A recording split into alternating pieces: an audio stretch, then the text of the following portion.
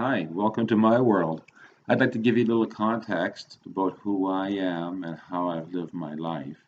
And from there, you can look at the rest of my videos, right? Have a little better understanding, maybe. So, I guess if I was going to talk about my successes so that I could get some street cred, so to say, the first thing I'd like to say is that my children were amazing, are amazing. God bless them, man. I haven't seen them in a while. But my son graduated mechatronics engineering, brilliant guitar player, brilliant. He was a gifted pianist. Son, everything he did, everything he did. It's no wonder they came for him, man. They always come for the number ones, eh?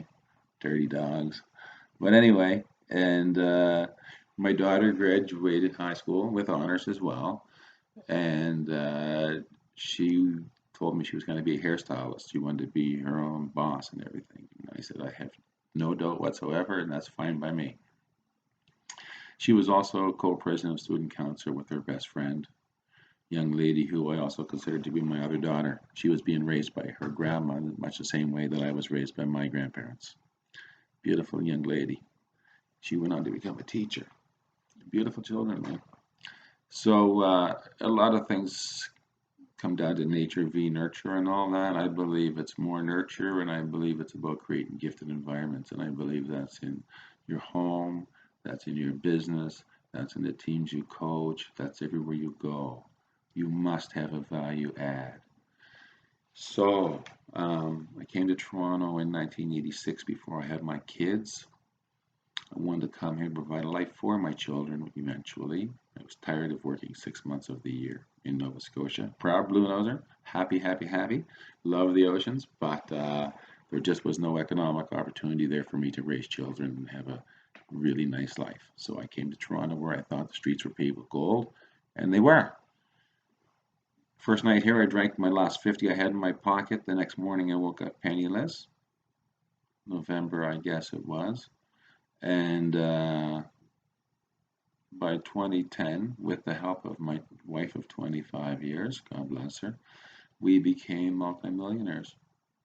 We had a beach house in Coburg that we were turning into a retirement home for 3 or 4 little old ladies. And we had a medicinal marijuana garden in the basement because that's what I chose to use as medicine for my back. Even though I almost died from the pain, no opioids. I had a great doctor, Dr. Marian Airchuk. So we had the beach house and we had the other house, and we owed very little. We owed very little. I had a little run in the stock market too before I pulled my money out. So we were looking pretty good by this time. And I cannot tell a lie. I got a little bit of money from insurance because of my back. That's how I really got ahead of the game, right? Because I was behind so many years. Mind you, I read The Wealthy Barber when my son was born, 89. So my first house had a 13 or 14-year amortization. I was paying double payments weekly and an extra $100, and I was doing that with a broken back.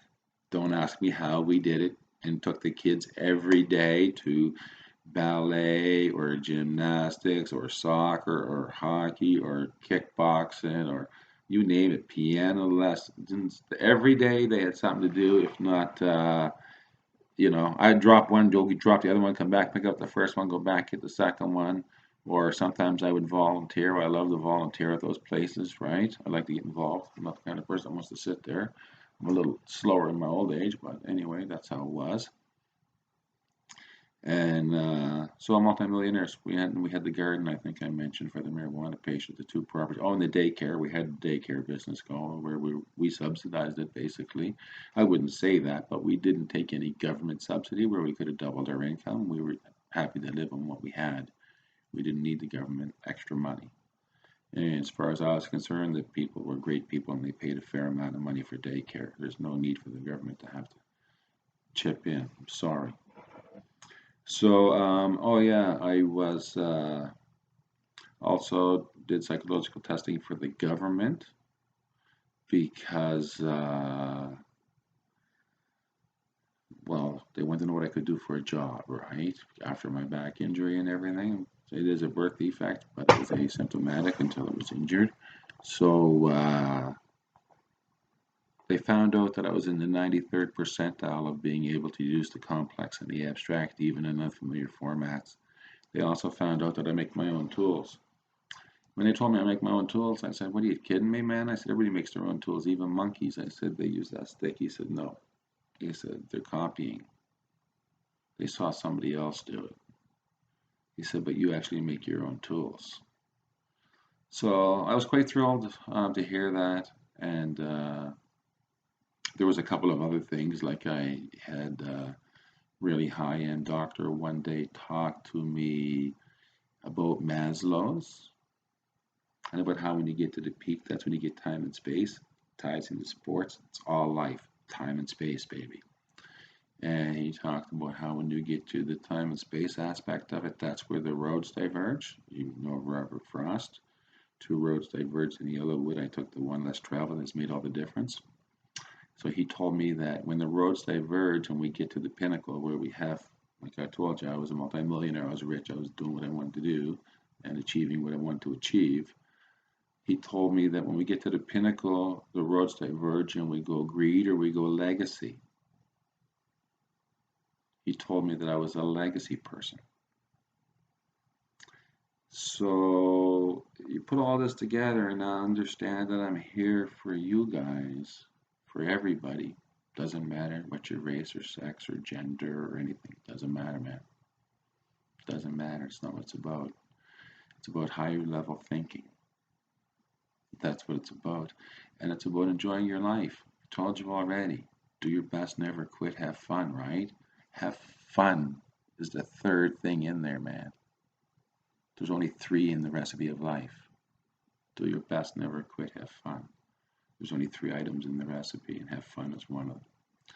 Anyway, looks like I'm out of time, but just understand I'm a hardworking dude. I've self-educated, and I am going to tell you some stories. I hope you enjoy them, and I hope you enjoy your day.